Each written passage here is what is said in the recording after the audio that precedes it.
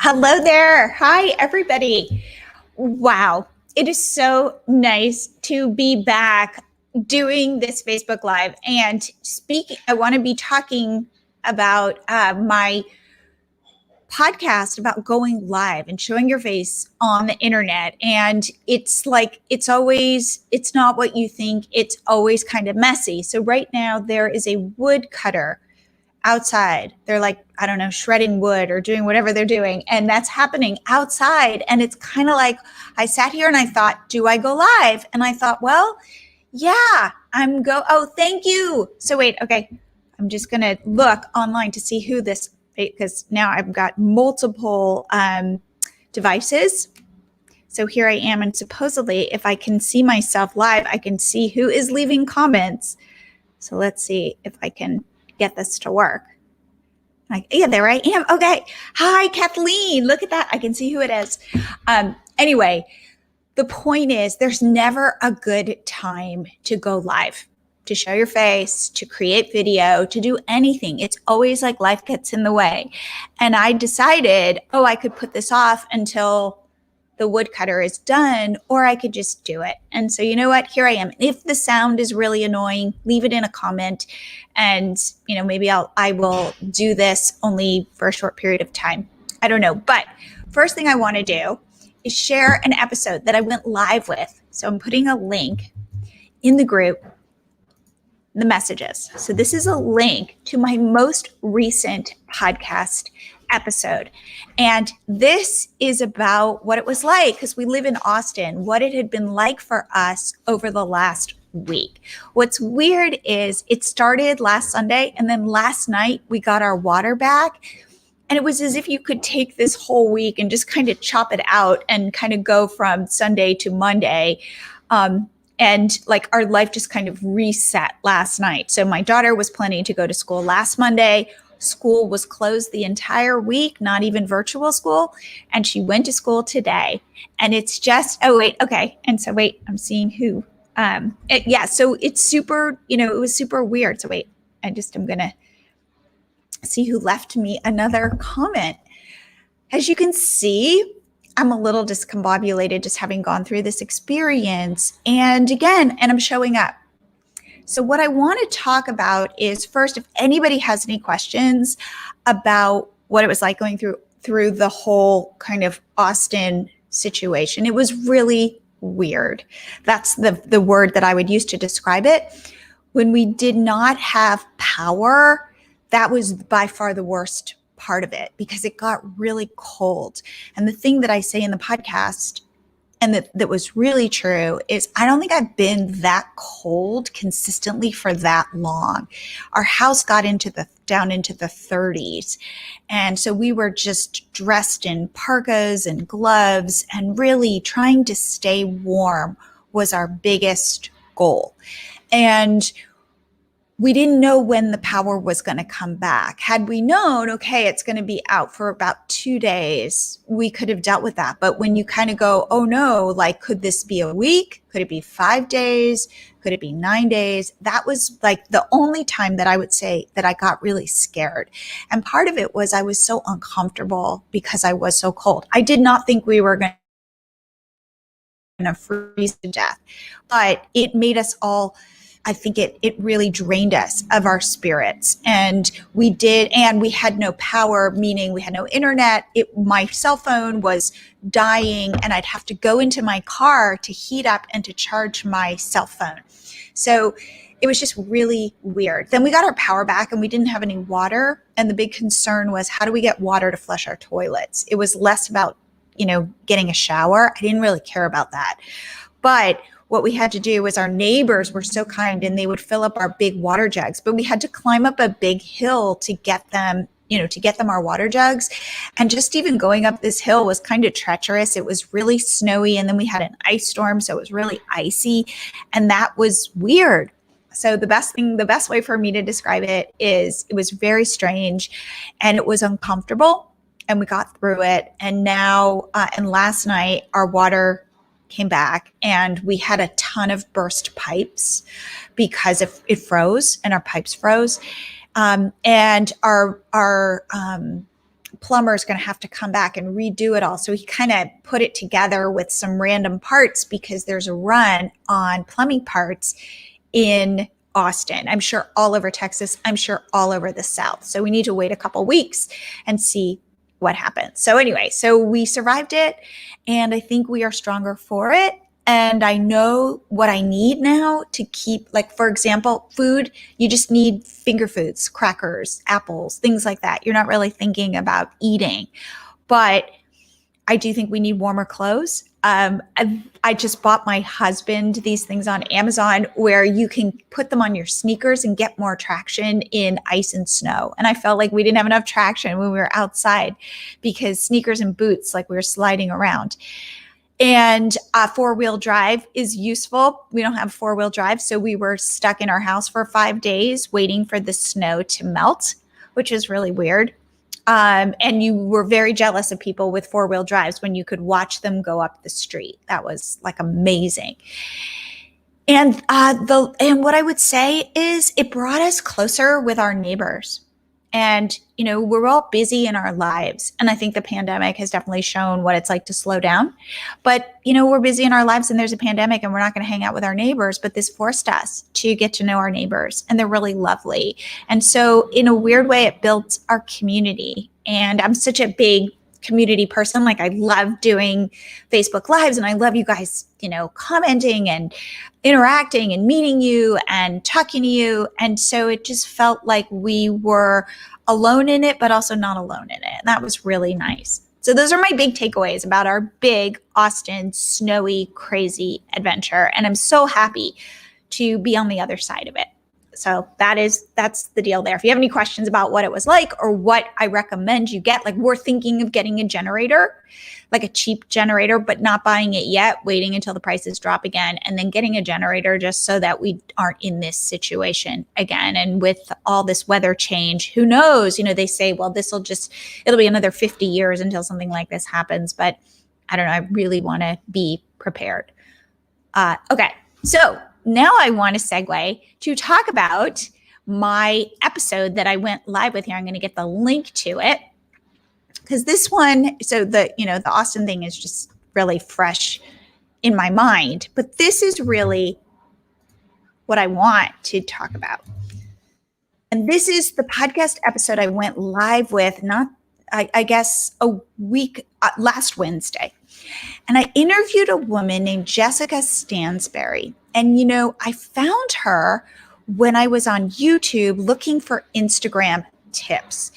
And she had such a nice way about her. And she teaches people how to grow YouTube and how to grow Instagram that I reached out to her and I said, would you come on my podcast? And the thing, if you've listened to my podcast, I did an episode at the beginning of the year. And I said, what are the things that I recommend everybody think about to have success in 2021? And I think the first tip I had was to show your face and to show up live and to show up live and be willing to be embarrassed and for it not to go well, but for you to just be like, hey, here's who I am. And here's hopefully the value that I can offer you. And somehow, and Jessica and I talk about this, and she was really honest. I really appreciated that. I love it when my podcast guests get real. And what she shared was that after her second child, she gained 15 pounds. And she thought, you know what, I will start my YouTube channel when I lose the 15 pounds, because the last thing I want to do is record myself on YouTube feeling heavy. And then she said, no, you know what? I need to do this now. And so she showed up, and nobody ever has commented on her weight. People comment on how helpful she is. And I want to give you that as a piece of, I don't know, I heard that and I thought, oh, wow. So for example, just even me doing this, like, I feel kind of discombobulated. There's like a tree cutter or like a, I guess, chipper down there. It's really loud. I feel raw. I feel vulnerable. I feel like I need a haircut. I feel like you might judge me. And yet I'm still showing up. And I want to give you that we all feel this way when we do stuff like this. But the hope is that if I can focus on the value I am providing, I can get out of my own head and my own self-judgment, because we are our hardest critics. And the thing that I thought was so interesting about talking to Jessica is you have to assume that most people are terrified to show their faces. And so if you can do it, what a crazy advantage that could be for your business. So it's like you want that competitive advantage. You want to do the thing that somebody else can't do because it's just too hard. So if I can do it and I can go, hey guys, here I am. Wow. I can then probably grow a deeper connection to my audience, to the people watching this, because you get to see me and you get to see me show up imperfectly. And I'm going to stutter over my words. And I'm doing it right now. And you're probably going to forgive me, because hopefully you see that I'm trying the best I can, and you would do the same thing. And so that is really, if there's one message I could get across, it is that. So we do coaching, which I've talked about in the past, and we're doing we have 2 coaching groups. We have like 6-week coaching groups, and then we have an ongoing monthly membership. And I preach all the time to both groups, please put yourself out there and show up live. And my 6-week group is ending next week. It was supposed to end this week, but we had to cancel it. And I'm going to, if anybody in my current group is watching this, you will know what the homework is, because the homework is I want you to do something on social media that scares you, where you show your face. That's it. That's the homework. I want to push you to do it and to be awkward and for it to feel awful and for you to see that you can survive it. That's it. Because when you see that on the other end of it, it's really okay. Like I saw, with what happened this last week here in Austin, is we survived it and we're better for it and we're more resilient. And yeah, we were cold and we were scared. Oops. But we got through it. And like through showing up live, you will get through it too, and you'll learn, and your audience hopefully will be responsive, and you'll watch it. Maybe you won't even watch it over, but you'll go, you know what, next time I can do it this way, maybe a little bit better. That is really the message. And so to my coaching groups, that's really where I try to push you guys.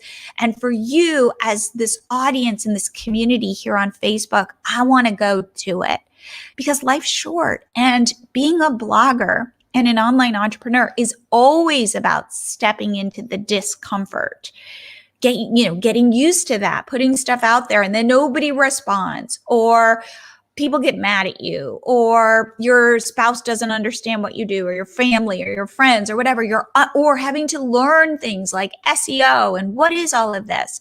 And that's kind of what I'd like to say to you. I would like to challenge you. So if you, after hearing this, show up somewhere live and show your face, it could be an Instagram story. I'd start there. Just put yourself, show your face, say something really fast. It's over. Make a video, go live on Facebook, whatever it is. Send me a link to it, because I would love to cheer you on and kind of bear witness to what you've done, because I know how hard it is. So please, if you do it, send it to me. Just message me on Facebook or email me at Jillian@milotree.com, just so I can see it and I can celebrate with you. And the other thing that Jessica did that I thought was so interesting, and I'm trying to figure out how I might be able to do this in my own business. She has a very large YouTube channel, and this year my goal is to really lean into YouTube and create YouTube videos about topics like this to grow your business. And so the way that she has grown her business, so she also has a blog, and she started as a designer, designing blogs. So she's got like a creative flair. She thinks of her funnel this way. And I've never really heard it explained this way. I thought it was really fascinating. YouTube is a search engine, right? It's the second largest search engine, also behind Google, also owned by Google. So what she does is she creates weekly videos. And right now she's going to 2 videos a week, and they are helpful. It's not about her. And we talk about this. It's not the Jessica show. This is not the Jillian show. This is the Jillian hopefully provides value to you. And that's how Jessica sees her YouTube channel. So it is all about providing value, tips for YouTube, Instagram, email, that kind of thing. So that is her discovery channel. That's how people typically find her. I found her through YouTube just by doing a search for Instagram tips. Then what she does is she gets people from YouTube to her Instagram. And again, with YouTube, you don't want to be putting lots of links in your video because YouTube doesn't really like it if you lead people off the platform. However, she talks about Instagram. She does have some links to her Instagram to say, hey, follow me on Instagram. And what she does is in her stories, she lets people in so that they get to know her. So she provides value on YouTube. You get to know her on YouTube, but she's not sharing personal things on YouTube. It's on Instagram where she gives behind the scenes footage of like what she's up to. She's creating, she's building a new studio. So she's showing her studio and she's showing how that's going along, and she's sharing about her family. And she's also talking about work, and she's offering freebies and stuff on Instagram. But she's like, Instagram is my platform for connecting. And then people are DMing her, she's not really in her comments on YouTube. She's in her DMs on Instagram. And then she also has a podcast where she then directs people from Instagram to her podcast or onto her email list. Because again, email is so powerful as a platform for selling. And I thought that was such an interesting funnel, going from YouTube to Instagram to her podcast, but also ultimately the goal is getting people on your list. Because if you can get them on your list, then you can really go, hey, I really want to get to know you. I really want to help you. And I offer products that you can potentially buy from me. Now, she is also selling along the way, but really the journey is YouTube, Instagram, kind of ultimately email list. And I was like, wow. And then she blogs as well about certain topics. And I think what she does is she blogs about, I don't know if this is true, but she blogs about her YouTube videos so that she can embed those videos in her blog. Because remember, like Google really likes that. So I was like, wow, I hope to try that and to build a YouTube channel where I can lead people in different directions. I think for me in my business, having more clarity, I think is really powerful. And I want you to challenge you to think in your own business how you're leading people around. So as bloggers, you get somebody on your blog, say from Pinterest, because they click on a recipe or a DIY. Well, they don't know you. So how do you interrupt their searching and get them to do an action beyond just go to your blog, get that information and pop off your blog and have no sense who you are, what you're about, what the value is that you provide? How can you provide so much value that you interrupt their behavior, say on Pinterest, where you're just a nameless blog, for them to go, you know what? I do want to sign up for your email list, or I do want to follow you on Instagram. Now, one way you can do this is using our Milo Tree pop-up, which does get somebody, it's an easy way for somebody, if they come from, say, Pinterest, to say, hey, follow me on Pinterest, because that way that person is going to see more of your pins and kind of start to get some name recognition. Oh, right. I remember I clicked on a pin before from her and I really like her and she provided me value. Or you can use our Milo Tree pop-up that grows your email list to say, hey, I've got this offer. I don't recommend those email pop-ups or those email kind of opt-in bars. And I know you've seen these before that say, hey guys, join my email list so you know what's going on here on the blog. It's like, well, where's the value for the person? Like, what is this person who's signing up for your list getting that's making their life better? This is why I love opt-ins. I love an email series, like you drip an email sequence of some value, some recipes, something that they go, some travel tips where they go, ooh, that's valuable for me. And then they get on your list. So just think about if somebody lands on your blog, how can you give them like such a warm embrace that they then give you some love back and they don't just pop off, that it's not just a one-off bit of traffic. That's like gold. Just be thinking about nurturing that person so you can then attract them and get them into your ecosystem. Because my bet is you've got stuff that will make their life better. You have a solution to a problem they might be having, which is why they ended up on your blog. So that is my real takeaway. And I think that in my episode with Jessica, she really talks about this. But what I do think, back to this idea of showing your face, it's a little bit of a shortcut to building that relationship. You know, one thing I'm thinking about is like putting a video on my Milo Tree blog where people can see me interact like in real life. Like there's a person there. There's a person behind this blog. And, you know, on our blogs, usually in the right column, we have like a little about section. However, if somebody's coming to your blog on mobile, that about section gets really like squished way down to the bottom of your blog. And you have to assume that that person is going to scroll for a long time to find out who you are. Is there a way for you to inject something about you and your value, meaning your value to them, up higher on your blog so that people go, oh my God, that's that person. Yeah, I like her. I want to be part of her ecosystem. Those are my thoughts. Does anybody have any questions that I can answer about this? Or how do you guys feel about going live? How scary is it on a scale of 1 to 10? That's what I'd love to know. I will say that I have been doing, so the way that I started, I was terrified. I like being behind the scenes. I don't really, I'm not one of the, I'm an introvert. I am an Enneagram 6. I am not one of the people who like loves the spotlight, you know, where I like light up. No.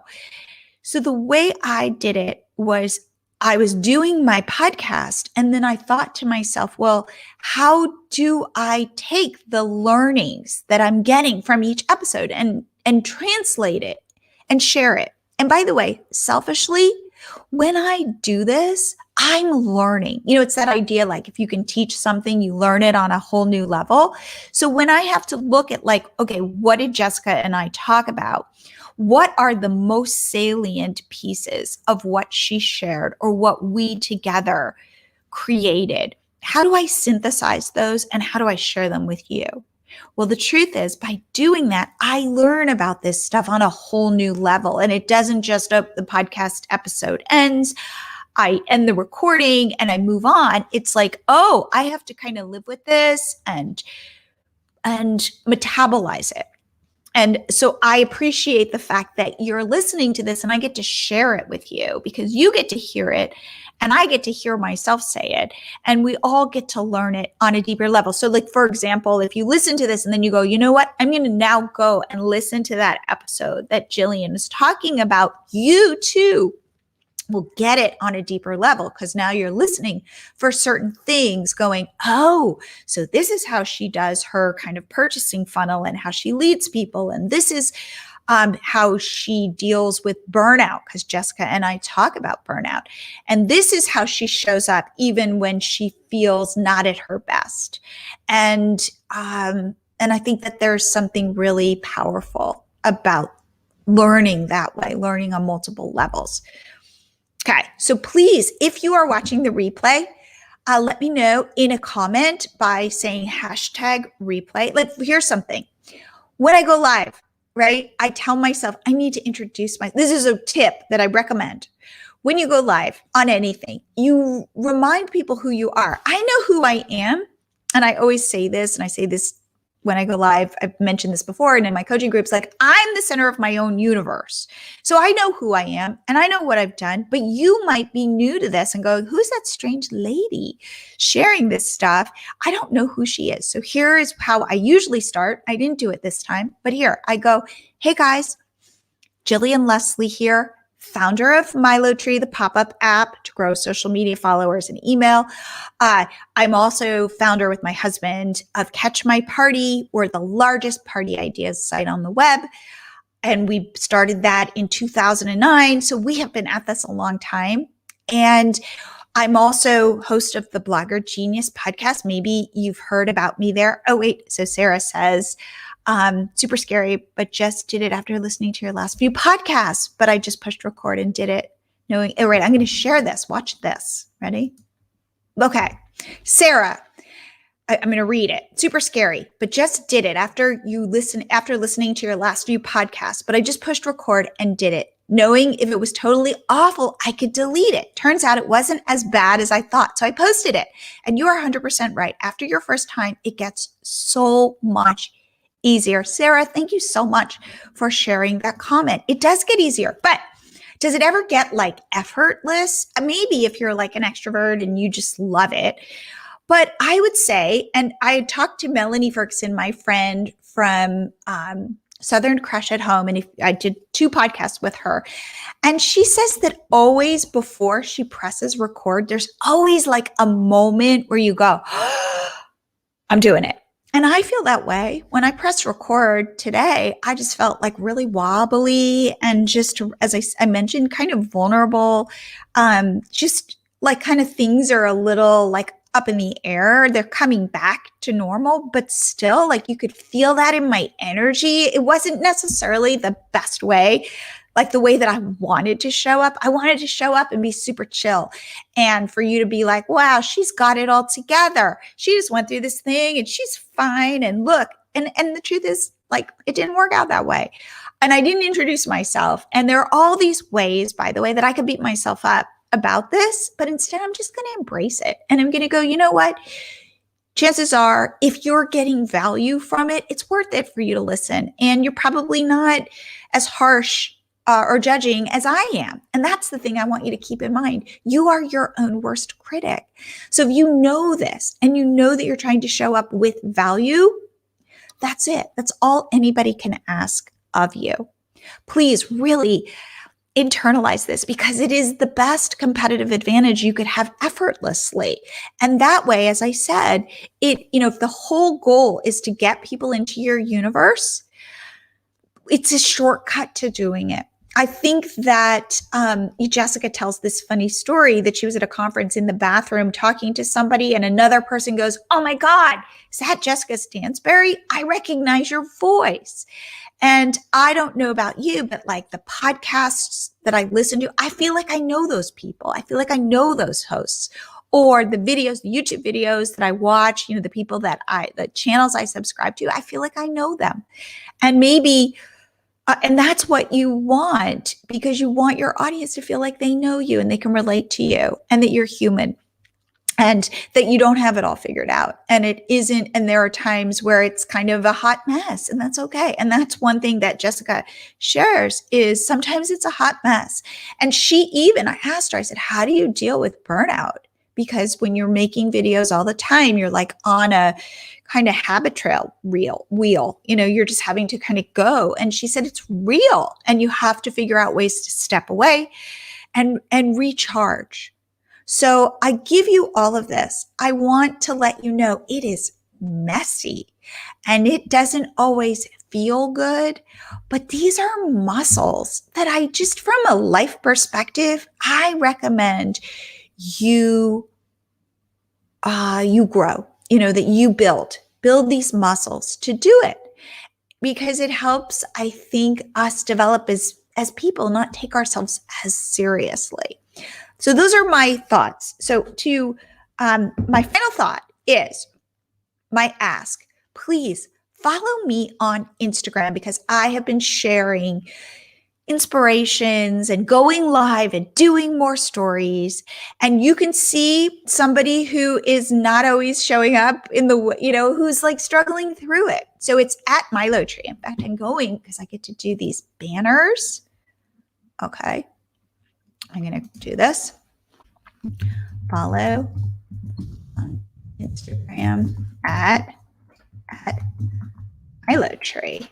Super easy. Show that. Follow on Instagram, and you can kind of watch my journey, watch me develop and change and grow. So please follow me on Instagram. Also, I have 2 more announcements. One is I have some Clubhouse invites. If you want one, message me on Facebook at Jillian Tober Leslie or in the group. And what 2 things that I need? One, you need to be an Apple user. You need to have an iPhone for it to work. They're not on Android yet. And 2, I need your phone number so that I have to invite you through my phone. So if you want an invite to Clubhouse, please do that. I've got a bunch. And then finally, I realized I interviewed a guy named Casey Markey, who's like this SEO expert, and he was so helpful, and we got into it and all that. And there are some new Google updates coming in May. And I realized that was where I was supposed to go live last Monday to talk about that episode, which is the one that I posted before my episode with Jessica. And I haven't really gone through talking about it. It's a little more technical, but there is stuff you need to know to get your blog ready for May. So what I thought I would do, looking at my schedule, I think on Wednesday, I'm going to come back and do another Facebook Live to talk about that. And it'd be nice to kind of pop in here again, because I feel like I missed it last week. And I missed it. Like it felt weird not to do this. So Wednesday, I will be talking about SEO probably at around 2 p.m., maybe 3 p.m., somewhere between 2 and 3. I don't know. But it's worth checking that out.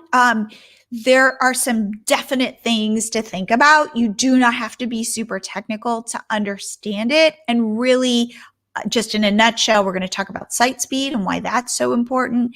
And we're going to talk about some of the same stuff I'm weirdly talking about in this, which is how to be of service to your audience. If you can be the best blog post on that topic and really provide value, that is what Google is looking for. Just be thinking about that. Okay, that is my wrap up. If you have any questions, if you're watching the replay, please #replay. Please follow me on Instagram at MiloTree and watch my development. Watch what I'm doing. I've started to do Reels, and we will talk about this, but I have started to do TikToks as well, and I'm actually really liking it. I think it's really weirdly fun. So check that out. If you want a Clubhouse invite, message me, and I'd be happy to give you one. And that's what I got to share today on this beautiful Monday. By the way, it's like 75 degrees here today in Austin. It's like that whole week was like a dream. Like, where did it go? All right. Have a wonderful rest of your week. I will see you guys here on Wednesday.